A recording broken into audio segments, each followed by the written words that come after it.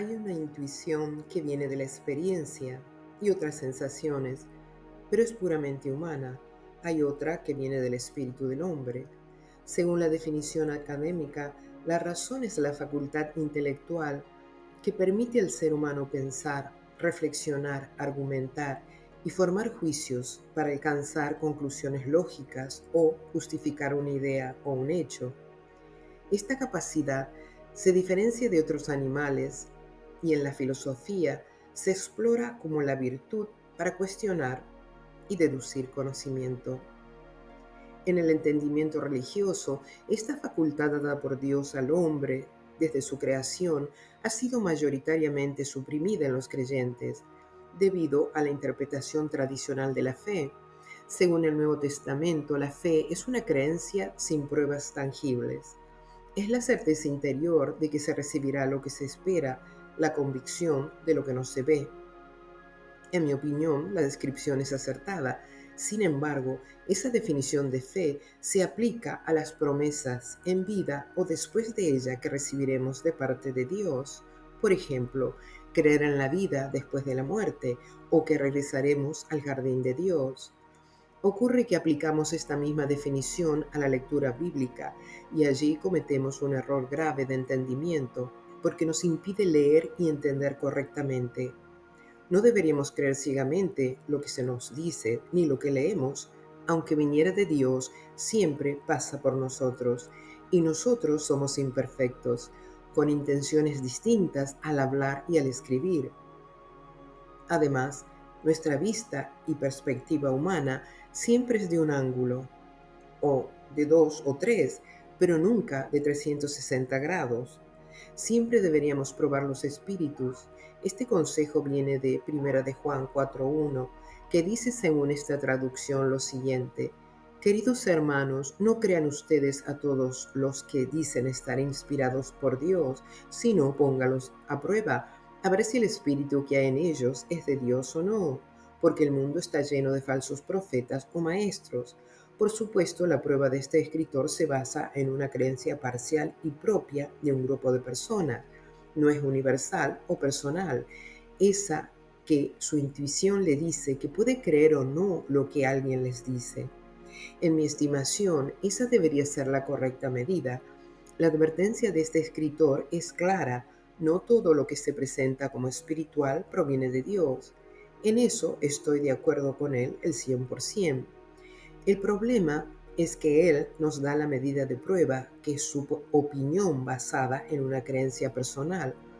Ustedes podrían aplicar el consejo en mí, pero no lo hacen a los libros bíblicos que nos han enseñado que son todos inspirados por Dios.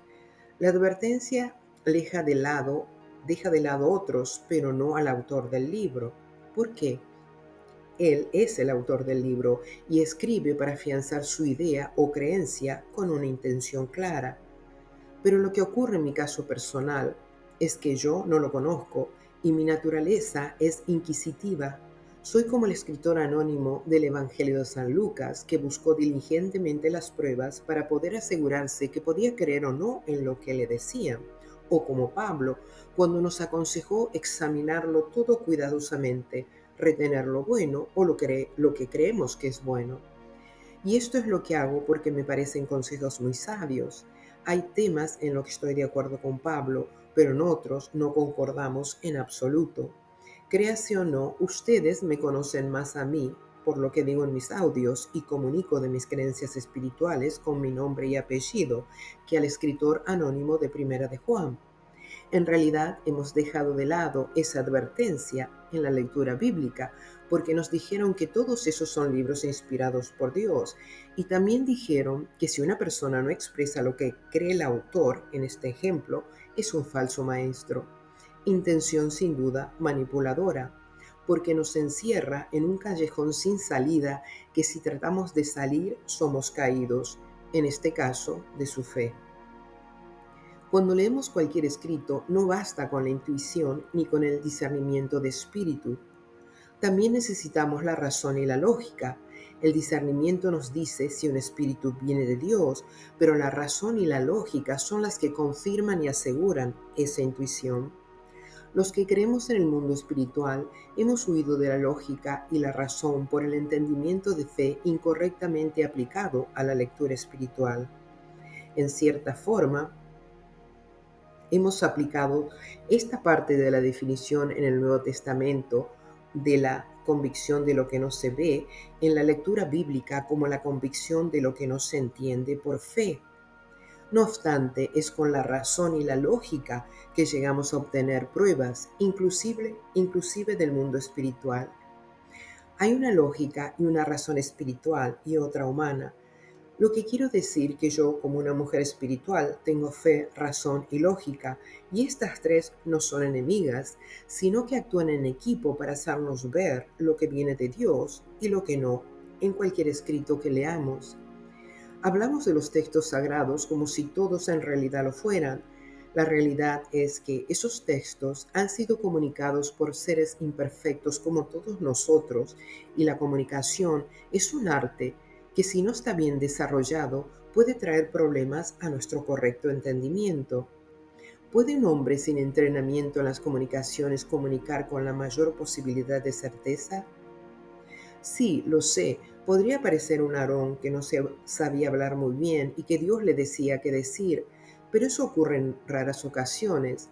Nosotros vivimos en este cuerpo y en esta tierra por exilio, y la orden divina fue vivir con los pies sobre esta tierra, no flotando en un mundo etéreo. Aunque tenemos la capacidad espiritual en este cuerpo de quebrar la ley de la gravedad como hizo Jesús cuando caminó sobre las aguas, nuestro hábitat es el planeta material Tierra. Las escrituras vienen de hombres que manejaban la lengua escrita de forma limitada, no como la usamos nosotros, que a través de centurias la hemos desarrollado tratando de comunicar más perfectamente lo que sabemos y entendemos.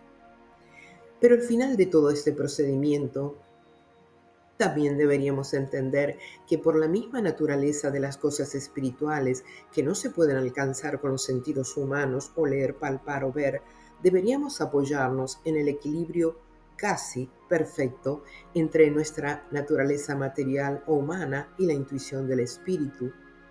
No obstante, esa madurez se logra con el crecimiento y la transformación interior, y no son muchos los que buscan y trabajan en ello.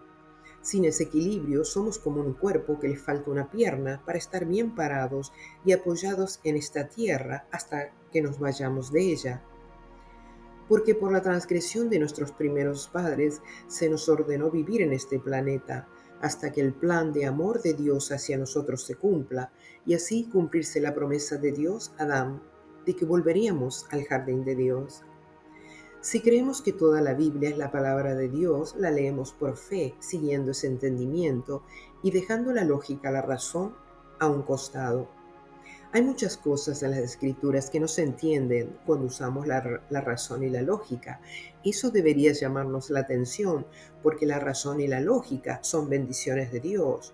No las dio no solo para entender mejor, sino también para protegernos del engaño espiritual. Aceptamos a ciegas las incongruencias bíblicas por la aplicación de una doctrina que no corresponde a su lectura, y esto nos impide aceptar simplemente que algunas no tienen sentido. ¿Por qué es tan importante entender esta diferenciación y aplicación correcta de la definición de fe del escritor de los Hebreos? Porque hay un poder en la lectura de un escrito, venga de donde venga, y porque va directamente hacia el alma humana con una intención. Sobre el poder de la palabra escrita, el libro de Enoch dice algo muy interesante, pero antes conviene dar un poco de historia para poner sus textos en contexto. El llamado libro de Enoch no fue escrito por el patriarca bíblico. En realidad, es una conexión de escritos elaborados por distintos autores, posiblemente entre los siglos III a.C. y I después de Cristo, sobre todo en ambientes judíos que vivían bajo la influencia cultural de Babilonia, Persia y más tarde de Grecia. Por eso hoy los especialistas lo llaman literatura enóquica, no un libro único. Existen varias secciones o libros dentro del libro. El libro de los gigantes, posiblemente el más antiguo, redactado hacia el siglo III a.C., relata la caída de ángeles que se unieron a las hijas de los hombres y enseñaron artes prohibidas. El libro de las parábolas o similitudes, probablemente escrito en el siglo I antes de Cristo, primero después de Cristo, donde aparece la figura del Hijo del Hombre en un tono mesiánico que más tarde influyó en tradiciones judías y cristianas. Una nota acerca de la figura de Hijo del Hombre. En los profetas como Ezequiel, Hijo de Hombre era un apelativo lógico que Dios usaba para dirigirse al profeta. Simplemente significaba ser humano, un recordatorio de su condición mortal frente a la gloria divina. Pero en Daniel 7 ocurre un cambio. Allí no es Dios quien llama hacia un profeta, sino Daniel relatando lo que percibe en una visión. Y aquí con las nubes del cielo venía como hijo de hombre, que vino hasta el anciano de días. Este ser con apariencia humana recibe algo sorprendente: acceso al trono celestial, autoridad, gloria y un reino eterno. Aquí aparece una incoherencia. Dios, por boca de los profetas, había afirmado que su gloria y su trono no los comparte con nadie, y sin embargo en Daniel se describe a un hombre exaltado hasta ese mismo lugar. Aquí no es Dios llamando a alguien hijo de hombre, es Daniel describiendo una figura que él percibe como hombre, como hijo de hombre, de aspecto humano.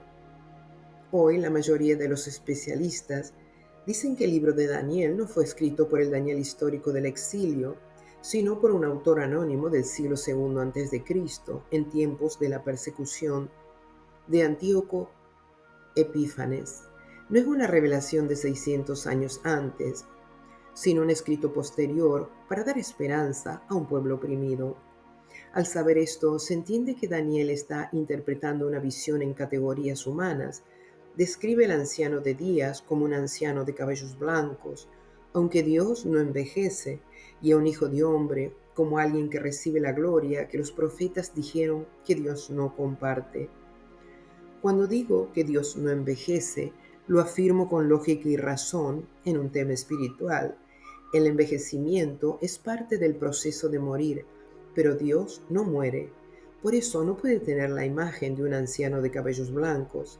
Eso es solo una comparación, una imagen humana.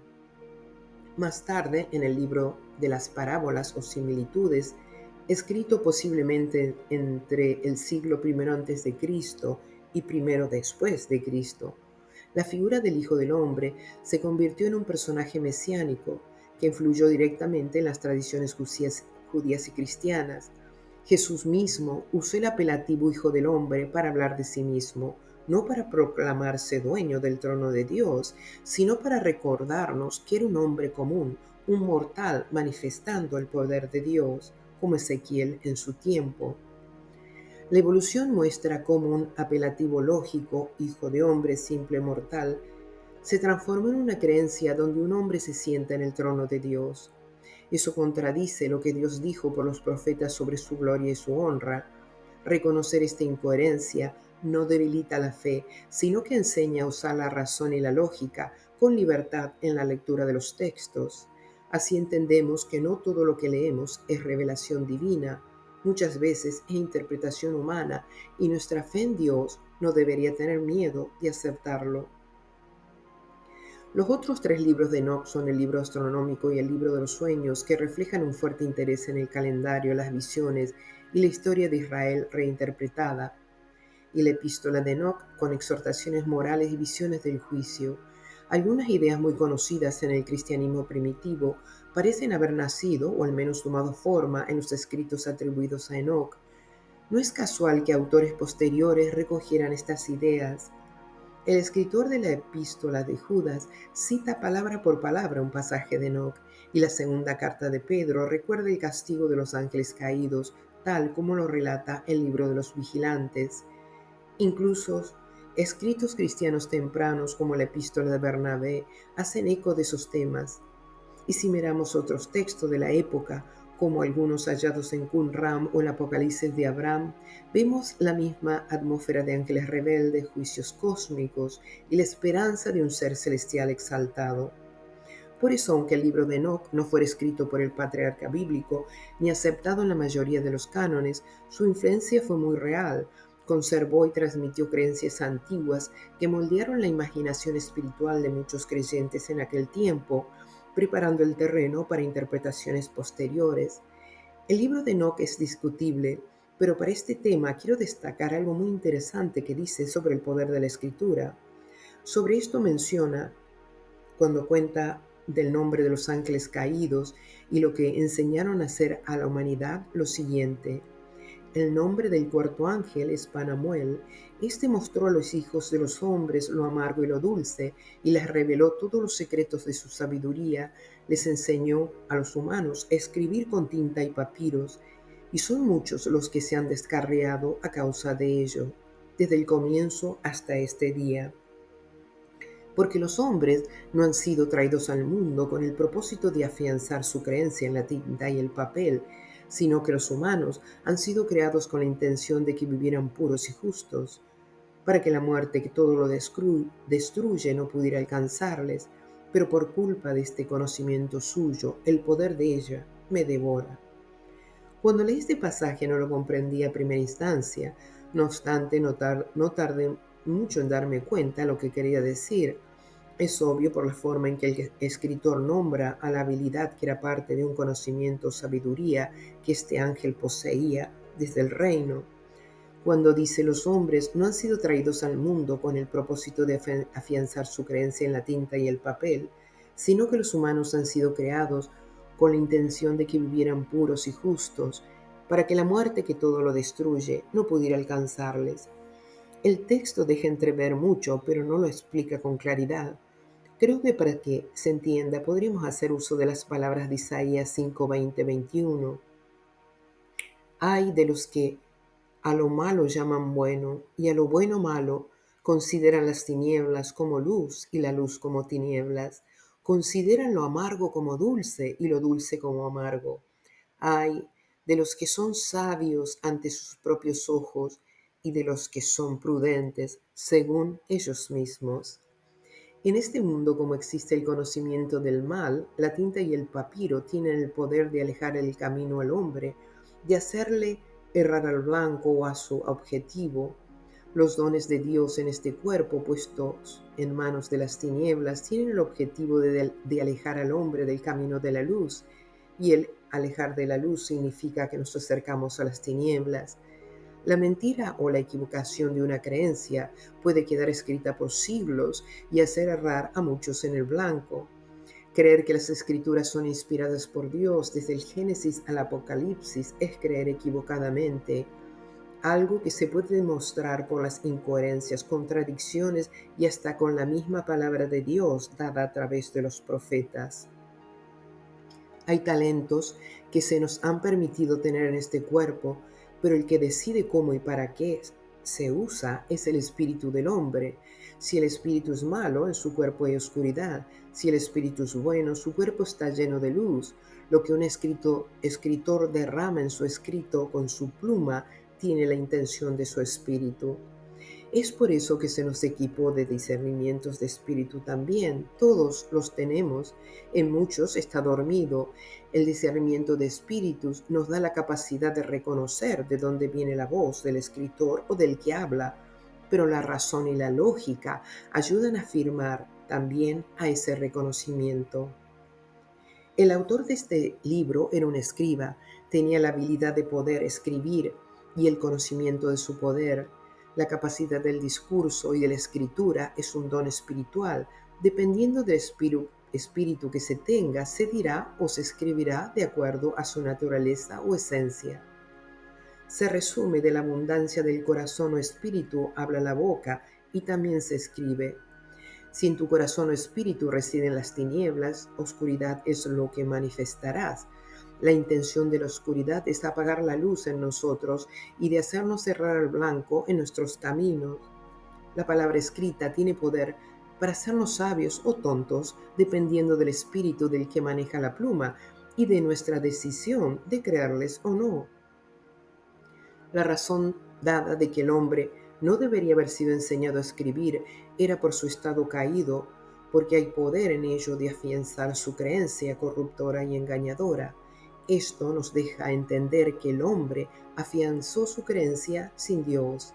basándose en la arrogancia de su propia opinión sobre lo espiritual. Eso fue lo que hicieron Adán y Eva.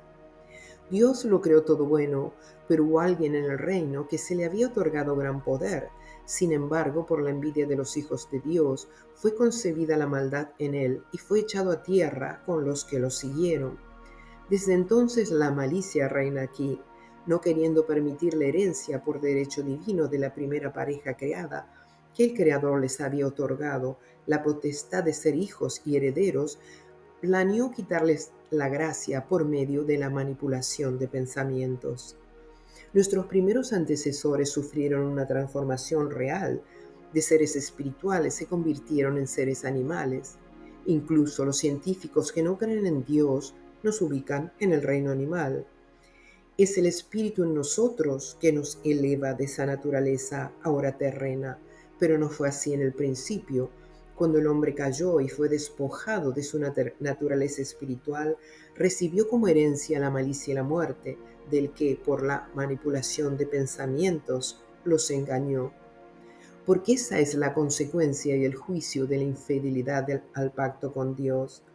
Desde entonces el hombre tiene la capacidad de hacer de lo malo lo bueno y de lo bueno lo malo. Tenemos ante nosotros el camino del contentamiento y de la desolación para elegir. Es nuestro derecho por haber sido creados libres. La transformación espiritual nos eleva del ser animal al espiritual, pero mientras vivimos en este cuerpo se debería alcanzar un equilibrio. Adán y Eva fueron los primeros llamados en su creación para vivir en la imagen y forma espiritual de Dios. Su vida estaba en relación perfecta con el Creador, hasta que la desobediencia a las leyes espirituales abrió la puerta al mal y con él a la muerte. Desde entonces, todo ser humano necesita reconciliarse con Dios para volver a esa forma original. La vida de Adán y Eva era sin problemas porque estaban en el jardín de Dios, donde no hay muerte ni dolor ni mal. Pero no es la vida, entre comillas, como la imaginamos aquí. Creemos que morimos y el alma se va a descansar con Dios, la cual es una creencia absurda, porque el que necesita descanso es nuestro cuerpo y muere. Nuestros primeros progenitores no estaban muertos, era una vida real, con un cuerpo real, pero de una materia que no era la que tenemos nosotros. Dios le había dado un hogar para trabajar y vivir en la forma original que fueron creados. Si escucha la frase "no somos de este mundo", es cierta. No sabemos todo, no entendemos todo, pero sabemos y entendemos unas cuantas cosas que son las necesarias para nuestra salvación y nuestra vida terrena. Más tarde de la caída, Dios llamó a Abraham y de sus lomos Israel como pueblo. Dios llamó a Israel para mostrar cómo se vive bajo su gobierno, pero mezclaron la voz de Dios con tradiciones humanas y dejaron de ser luz para las naciones. Lo que hicieron es igual a echar agua a un perfume fino y exquisito, haciéndole perder su virtud. En lugar de ser luz para las naciones, oscurecieron la voluntad de Dios y su verdadera naturaleza. Y él se los advirtió: ustedes que se creen importantes, ¿hasta cuándo convertirán mi honor en deshonra? ¿Hasta cuándo seguirán con falsedades buscando mentiras? A pesar de eso, la voz de Dios, que es libre y nadie ni nada puede silenciar, abrió su camino entre las tinieblas para que llegara a nosotros cumpliendo la promesa a su amigo Abraham, ya no como pueblo, sino como individuos. Con diligencia, los copiadores de la verdadera ley, fieles al pacto con Dios, protegieron las promesas, los profetas, los individuos que amaron a Dios y el mismo Jesús, pero no fue ya como nación. Los profetas fueron enviados para recordar al pueblo el camino perdido. Ellos anunciaron que vendría un tiempo nuevo, un pacto ya no escrito en tablas de piedra, sino en el corazón, un corazón sensible, dispuesto a obedecer y reconciliado con el Creador. Esto era parte fundamental del plan de Dios para que recuperáramos nuestra naturaleza espiritual. Entonces apareció Jesús, no como parte de una secta religiosa, ni como un líder de rituales, sino como un hombre común, carpintero de profesión, que vivió su espiritualidad libre de ataduras humanas y de tradiciones religiosas.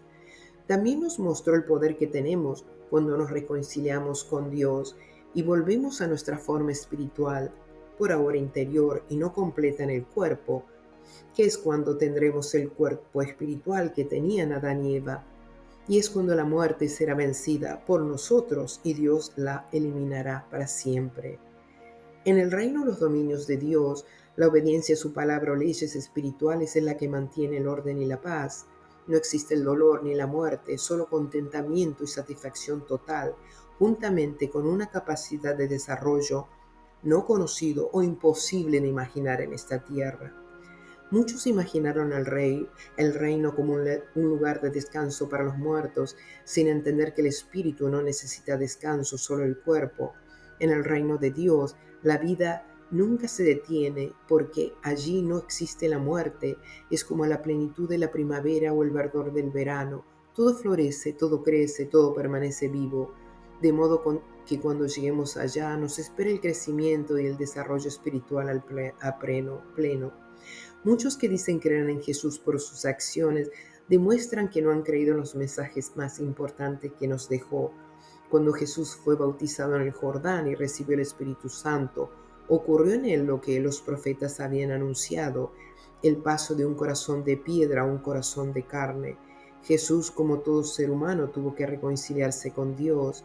Por eso se llamaba a sí mismo el Hijo del Hombre, Hijo de Adán, para recordarnos que era tan humano como cualquiera de nosotros. Con su vida demostró cómo es el gobierno de Dios en un solo individuo, cómo la voluntad de Dios se cumple en la tierra como en el cielo. Si Jesús no hubiera existido, no sabríamos de nuestro potencial en el espíritu renovado y de su poder. El poder humano es como una gota frente al poder que Dios nos dio al crearnos. Ese poder se manifestó en Jesús: caminar sobre el agua, multiplicar alimentos, devolver la vida. No lo hacía para impresionar, sino para mostrarnos lo que ocurre cuando estamos reconciliados con la fuente. Y Jesús lo dijo sin rodeos: las obras que yo hago, ustedes también las harán, y aún mayores. Entonces sabemos cuál es el camino hacia la transformación espiritual. Comienza con la reconciliación con la fuente creadora y con el deseo intenso de alcanzar la cima, porque es allí donde recibiremos todas las promesas cumplidas de parte de Dios. Así como en la vida terrenal aspiramos a crecer y llegar a lo más alto, en la vida espiritual aspiramos a la cima de la trascendencia y la transformación completa. La transformación no la produce el esfuerzo humano, sino Dios mismo. Nosotros somos como el campesino alegre que pone la semilla en la tierra con la esperanza de que dé fruto. Pero no es un trabajo solitario ni pesado. La preparación de la tierra, su alimento, y el crecimiento de la semilla lo da el Señor con su labor paciente y tierna. Él prepara la tierra de nuestra alma para que nuestro espíritu se desarrolle con poder. La semilla es la entrega sencilla y humilde de nuestra voluntad a Dios para que Él sane, libere y transforme. Después el trabajo lo hace Él mientras estamos despiertos o dormidos. Cuando el cuerpo descansa, el espíritu sigue activo con Él. Y así entendemos que no es tan difícil. Basta con rendirse a Dios y dejar que Él haga lo imposible en nosotros. Gracias de todo corazón a todos los que escuchan estos videos. Están hechos con amor y responsabilidad, esperando que de alguna manera les ayude en su crecimiento espiritual. No olviden compartir, darle me gusta y suscribirse para no perderse lo que viene. Hasta pronto.